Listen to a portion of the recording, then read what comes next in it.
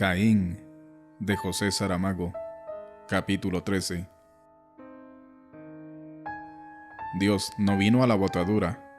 Estaba ocupado con la revisión del sistema hidráulico del planeta, comprobando el estado de las válvulas, apretando alguna tuerca mal ajustada, que goteaba donde no debía, probando las diversas redes locales de distribución, vigilando la presión de los manómetros, además de una infinidad de otras grandes y pequeñas tareas, cada una de ellas más importante que la anterior, y que solo él, como creador, ingeniero y administrador de los mecanismos universales, estaba en condiciones de llevar a un buen término y confirmar con su sagrado ok.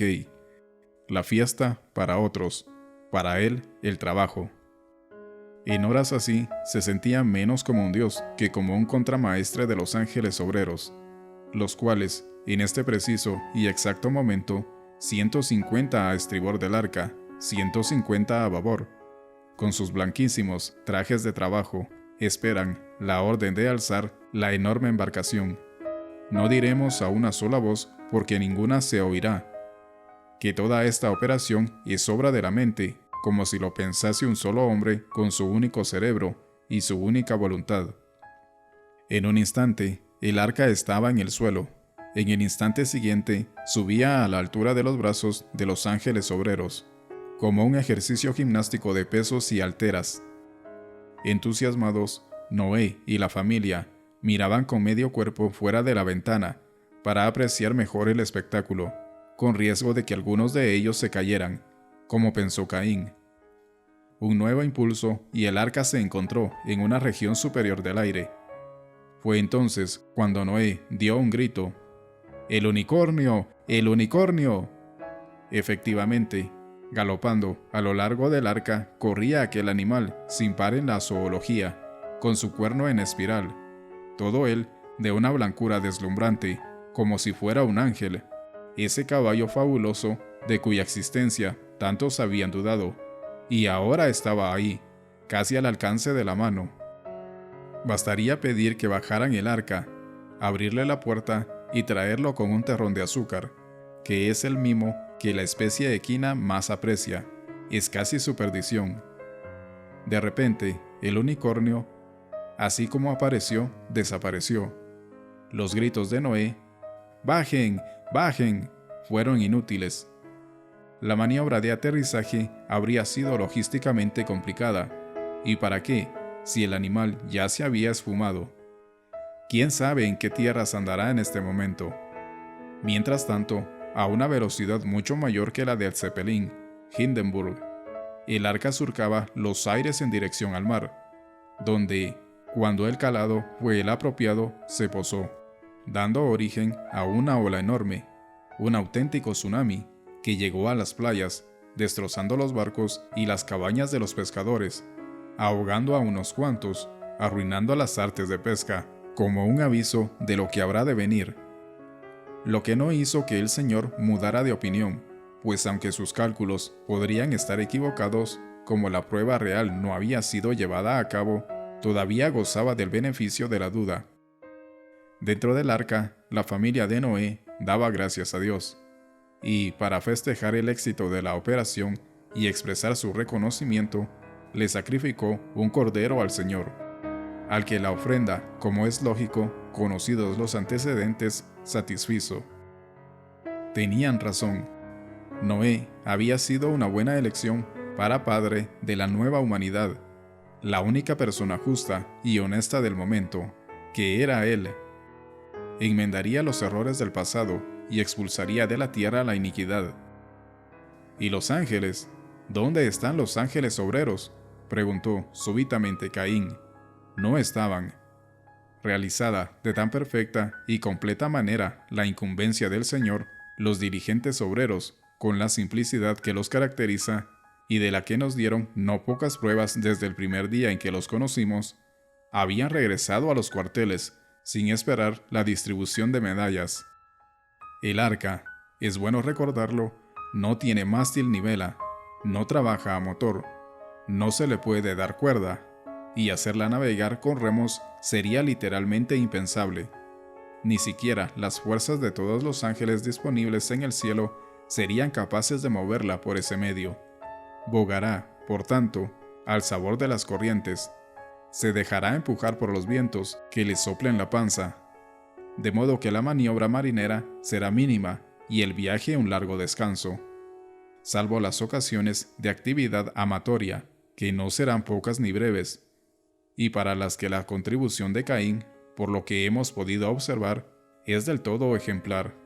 Que lo digan las nueras de Noé, que no pocas veces han abandonado a mitad de la noche las camas donde yacían con sus maridos para ir a cubrirse, no tanto con la manta que tapa a Caín, sino con su joven y experimentado cuerpo. Pasados 7 días, número cabalístico por excelencia, se abrieron finalmente las compuertas del cielo. La lluvia caerá sobre la tierra, sin parar, durante 40 días y 40 noches. Al principio, no se notaba la diferencia del efecto de las cataratas que continuamente se despeñaban del cielo con un rugido ensordecedor. Era lógico, la fuerza de la gravedad dirigía los torrentes hacia el mar, y allí, a primera vista, era como si desapareciesen, pero no pasó mucho tiempo antes de que las fuentes del océano profundo reventaran a su vez y el agua comenzara a subir a la superficie en cañones y chorros del tamaño de montañas que tanto aparecían como desaparecían, fundiéndose con la inmensidad del mar. En medio de esta convulsión acuática, dispuesta a engullirlo todo, la barca lograba aguantar, balanceándose a un lado y a otro como un corcho, enderezándose en el último instante cuando el mar ya estaba a punto de tragarla. Al cabo de 150 días, después de que las fuentes del mar profundo y las compuertas del cielo se hubiesen cerrado, el agua que había cubierto toda la tierra por encima de las sierras más altas comenzó a bajar lentamente. Ocurrió por esos días que una de las nueras de Noé, la mujer de Cam, murió en un accidente. Al contrario de lo que quedó antes dicho, o dimos a entender, había una gran necesidad de mano de obra en la barca, no de marineros, es cierto, sino de personal de limpieza. Centenares, por no decir millares de animales, muchos de gran porte, llenaban hasta los topes las bodegas y todos cagaban y meaban que daba gloria verlos. Limpiar aquello, baldear toneladas de excrementos todos los días era una durísima prueba para las 4 mujeres. Una prueba física en primer lugar, pues de allí salían exhaustas las pobres, pero también sensorial, con ese insoportable hedor a mierda y orina que traspasaba la propia piel.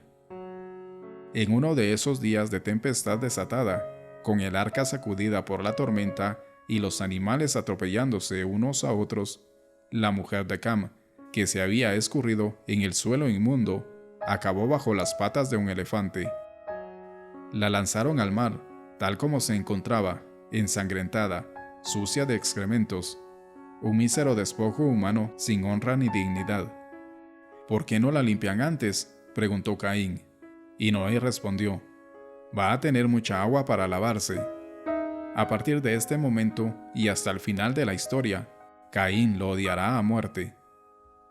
Se dice que no hay efecto sin causa, ni causa sin efecto, dándose a entender de este modo que las relaciones entre una cosa y otra deberán ser, en cada momento, no solo patentes, sino comprensibles en todos sus aspectos, tanto los consecuentes como los subsecuentes. No nos arriesgamos a surgir que deba ser incluida en este cuadro general la explicación del cambio de actitud de la mujer de Noé. Ella podría haber pensado, simplemente, que al faltar la mujer de Cam, otra debería ocupar su lugar, no para acoger al viudo en sus noches, a horas solitarias, sino para recuperar la armonía antes vivida entre las hembras más jóvenes de la familia y el huésped Caín. O, dicho con palabras más claras y directas, si antes él tenía 3 mujeres a su disposición, no había ninguna razón para que no siguiera teniéndolas. No sabía ella, no podía saberlo, que en la cabeza del hombre rondaban ideas que convertían esa cuestión en algo absolutamente secundario. En cualquier caso, como una cosa no molesta a la otra, Caín acogió con simpatía sus insinuaciones. Aquí donde me ves, pese a la edad, que ya no es la de la primera juventud, y habiendo parido 3 hijos, todavía me siento muy apetecible. ¿Tú qué crees, Caín?, preguntó ella. Hacía mucho tiempo que ya no llovía. La enorme masa de agua se entretenía ahora en macerar a los muertos y empujarlos dulcemente, con su eterno balanceo, hasta la boca de los peces. Caín estaba asomado a la ventana para ver el mar que resplandecía bajo la luna. Había pensado un poco en Lilith, en su hijo Enoch, ambos muertos, pero de una manera distraída, como si no le importase mucho, y fue entonces cuando oyó susurrar a su lado: «Aquí, donde me ves». Desde allí se fueron, él y ella, hasta el cubículo donde Caín solía dormir. No esperaron siquiera a que Noé, ya entregado a los brazos de Morfeo, se ausentase del mundo, y cuando acabaron, el hombre tuvo que reconocer que la mujer tenía razón en el juicio que sobre sí misma había realizado. Todavía estaba allí para lavar y durar, y mostraba tener, en ciertos momentos, una experiencia acrobática que las otras no habían conseguido alcanzar, ya fuese por falta de vocación natural, ya por la inhibición causada por la conducta tradicional de los respectivos maridos. Y, puesto que estamos hablando de maridos, dígase que Cam fue el segundo en desaparecer. Había subido a la cubierta del arca para ajustar unas tablas que crujían con el balanceo y que le impedían dormir, cuando alguien se aproximó. «¿Me ayudas?», preguntó él. «Sí», fue la respuesta, y lo empujó al mar. Una caída de una altura de 15 metros que parecía interminable, pero que luego acabó. Noé mostró su indignación, su enfado. Dijo que, después de tanto tiempo de prácticas de navegación, solo una imperdonable falta de atención en el trabajo podría explicar lo sucedido. «Abrid bien los ojos», exigió, «mirad dónde ponéis los pies». Y continuó: «Hemos perdido a una pareja. Eso significa que vamos a tener que copular mucho más si queremos que la voluntad del Señor se cumpla, que es la de que seamos los padres y las madres de la nueva humanidad». Se interrumpió durante un instante y, dirigiéndose a las 2 nueras que le quedaban, preguntó: «¿Alguna de vosotras está embarazada?». Una de ellas respondió que sí, que estaba embarazada. La otra, que todavía no estaba segura, pero que tal vez. «¿Y quién es el padre?». «Me da que es Caín», dijo la mujer de Jafet. «A mí también», dijo la mujer de Sem. «Parece imposible», dijo Noé. «Si a vuestros maridos les está faltando la potencia genesíaca, lo mejor es que os acostéis solo con Caín, tal como, por otra parte, ya había previsto desde el principio», remató. Las mujeres, incluyendo la del propio Noé, sonrieron para sus adentros. Ellas sabrán por qué. En cuanto a los hombres, a eso no les había gustado la reprimenda pública, pero prometieron, si se les permitía, ser más dirigentes en el porvenir. Es curioso que las personas hablen tan ligeramente del futuro, como si lo tuviesen en la mano, como si estuviera en su poder apartarlo o aproximarlo de acuerdo con las conveniencias y necesidades de cada momento. Jafet, por ejemplo, ve el futuro como una sucesión de cópulas bien sucedidas.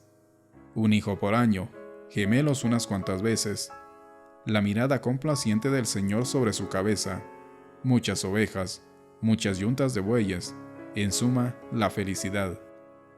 No sabe que su fin está cerca, que una zancadilla lo precipitará al vacío sin chaleco salvavidas, que braceará su inútil desesperación hasta la agonía, dando gritos, mientras el arca se va distanciando majestuosamente al encuentro de su destino. La pérdida de un tripulante más angustió a Noé hasta un extremo indescriptible. La deseada realización del plan del Señor se encontraba en grave riesgo. Vista la situación, habría que imponer la necesidad de duplicar, o hasta incluso triplicar, el tiempo indispensable para una razonable repoblación de la tierra. Cada vez se hacía más necesaria la colaboración de Caín. Por eso, Noé, ya que él no parecía decidirse, optó por tener una conversación de hombre a hombre con él. «Dejémonos de rodeos y medias palabras», dijo. «Tienes que poner inmediatamente manos a la obra. A partir de hoy será cuando quieras y como quieras. A mí, estas preocupaciones me matan. No puedo ser de gran ayuda por ahora». «Cuando quiera y como quiera». «¿Qué significa eso?», preguntó Caín. «Sí, y con quien quieras», respondió Noé, exhibiendo su mejor cara de entendido. «¿Incluyendo a tu mujer?», quiso saber Caín. «Insisto en que lo hagas. Mi mujer es mía. Puedo hacer con ella lo que me apetezca. Sobre todo, tratándose de una buena obra», insinuó Caín. «Una obra pía. Una obra del Señor», asintió Noé, con la solemnidad apropiada. «Siendo así, comencemos ya», dijo Caín. «Mándala venir conmigo, al cubículo donde duermo, y que nadie nos incomode, ocurra lo que ocurra, y se oiga lo que se oiga. Así lo haré, y que se cumpla la voluntad del Señor. Amén». Habrá quienes piensen que el malicioso Caín está divirtiéndose con la situación, jugando al ratón y al gato con sus inocentes compañeros de navegación, a los que, como el lector ya ha sospechado, está eliminando uno a uno. Se equivoca quien así lo crea. Caín dirime su rabia contra el Señor, como si estuviese preso entre los tentáculos de un pulpo, y estas, sus víctimas de ahora, solo son, como Abel lo fue en el pasado, otras tantas tentativas de matar a Dios. La próxima víctima será justamente la mujer de Noé, que, sin merecerlo, pagará con la vida las horas de gozo pasadas en los brazos de su futuro asesino con la bendición y la connivencia del propio marido. A tal punto había llegado la laxitud de las costumbres de esta humanidad a cuyos últimos días estamos asistiendo. Después de la repetición, en cualquier caso, con algunas variaciones más o menos sutiles, de unos cuantos excesos de delirios eróticos protagonizados principalmente por la mujer y expresados, como siempre, con murmullos, gemidos y luego con incontrolables gritos, Caín la llevó del brazo hasta la ventana para tomar el fresco de la noche, y allí, metiéndole las manos entre los muslos, todavía trémulos de placer, la arrojó al mar. De las 8 personas que componían la familia de Noé, solo quedaban ahora, además del propio patriarca, su hijo Sem con su mujer y la viuda de Jafet. 2 mujeres todavía son capaces de mucho, pensaba Noé con su indefectible optimismo y su ciega confianza en el Señor. No dejó, sin embargo, de mostrar extrañeza ante la inexplicable desaparición de su esposa, y se la manifestó a Caín. «Ella estaba en todo bajo tu cuidado. No comprendo cómo puede haber sucedido esta desgracia», a lo que Caín respondió preguntando: «¿Y era yo el guardaespaldas de tu mujer? ¿La llevaba yo, atada a mí, con una cuerda, como si fuese una oveja?»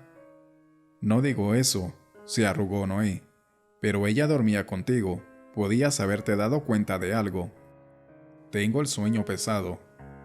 La conversación no fue más lejos. Verdaderamente no se podía responsabilizar a Caín por el hecho de que la mujer se hubiera levantado para ir a orinar fuera, con la brisa nocturna, y allí sufriera, por ejemplo, un mareo para después caer por un desagüe y desaparecer en las aguas. Cosas de la fatalidad. El nivel del inmenso mar que cubría la tierra seguía bajando, pero ninguna cima de montaña levantaba aún la cabeza para decir: «Aquí estoy, mi nombre es Ararat, y estoy en Turquía». De un modo u otro, el gran viaje se aproximaba a su fin. Había llegado el tiempo de comenzar a preparar la conclusión, el desembarque o lo que tuviera que suceder. Sem y su mujer cayeron al mar el mismo día en circunstancias que quedarán por explicar, y lo mismo le sucedió a la viuda de Jafet, que todavía en la víspera había dormido en la cama de Caín. «Y ahora», clamaba Noé, tirándose del pelo, en la más absoluta desesperación, «todo está perdido. Sin mujeres que fecunden no habrá vida ni humanidad.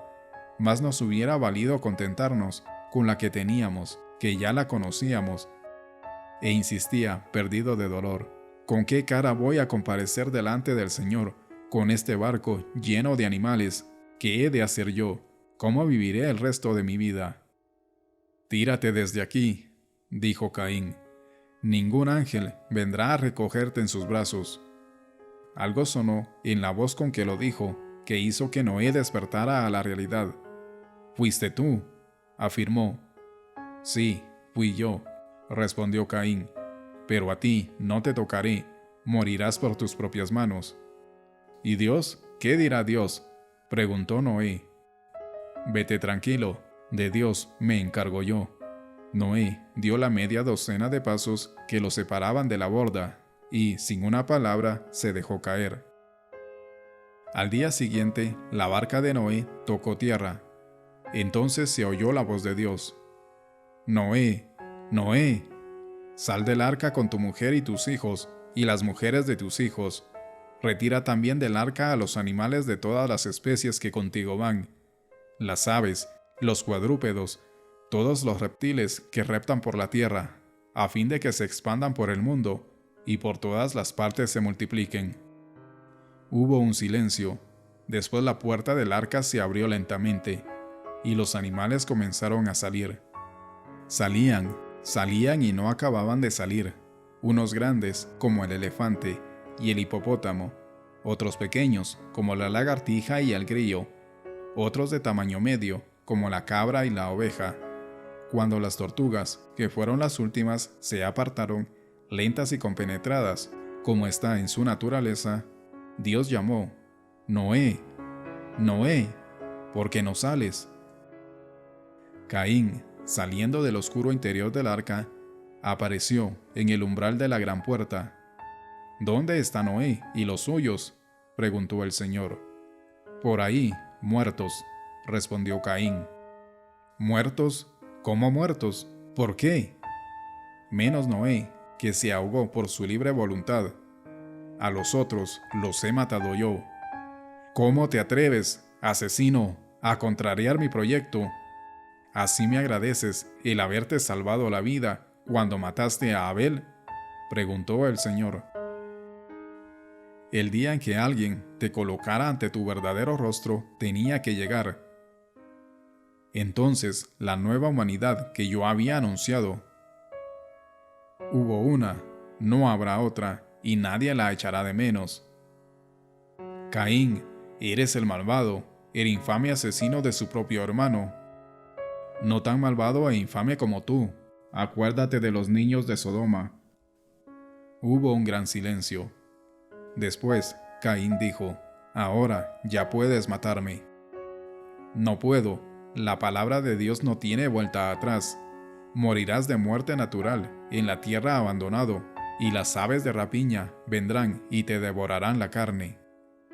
«Sí, después de que tú me hayas devorado primero el espíritu». La respuesta de Dios no llegó a ser oída. También se perdió lo que dijo Caín. Lo lógico es que hayan argumentado el uno contra el otro, una vez y muchas más. Aunque la única cosa que se sabe a ciencia cierta es que siguieron discutiendo, y que discutiendo están todavía. La historia ha acabado. No habrá nada más que contar.